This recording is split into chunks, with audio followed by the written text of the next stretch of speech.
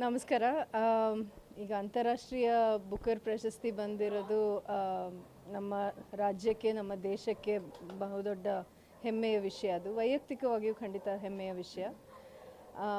ಇದು ನಿಮಗೆ ಸಾಮಾನ್ಯ ಎಲ್ಲ ಗೊತ್ತಿರುವ ಹಾಗೆ ಇದು ಮೊದಲನೇ ಸಲ ಮೂಲ ಕನ್ನಡ ಕೃತಿಗೆ ಬಂದಿರುವ ಪ್ರಶಸ್ತಿ ಇದು.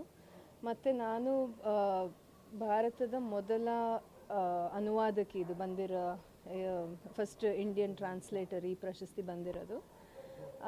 ಮತ್ತು ಪುನಃ ರಿಪೀಟ್ ಮಾಡಬೇಕಾದ್ರೆ ಈಗ ಈ ಅಂತಾರಾಷ್ಟ್ರೀಯ ಬುಕರ್ ಪ್ರಶಸ್ತಿ ಅಂತ ಏನಿದೆಯೋ ಇದು ಅನುವಾದಿತ ಕೃತಿಗಳಿಗೆ, ಅಂದರೆ ಇಂಗ್ಲಿಷೇತರ ಕೃತಿಗಳಿಂದ ಯಾವುದೇ ಭಾಷೆಯ ಕೃತಿಯಿಂದ ಇಂಗ್ಲಿಷಿಗೆ ಅನುವಾದ ಆದಂತಹ ಕೃತಿಗಳಿಗೆ ಬರುತ್ತೆ.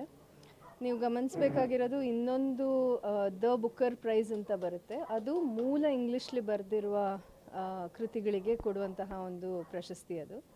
ಇದು ಈಗ ಹಾರ್ಟ್ ಲ್ಯಾಂಪ್ ಅಂತ ಕೃತಿಗೆ ಬಂದಿರೋದು ಇಂಟರ್ನ್ಯಾಷನಲ್ ಬುಕರ್ ಪ್ರಶಸ್ತಿ ಅಂತ, ಅನುವಾದಿತ ಕನ್ನಡದಿಂದ ಇಂಗ್ಲೀಷಿಗೆ ಅನುವಾದ ಆದ ಕೃತಿಗೆ.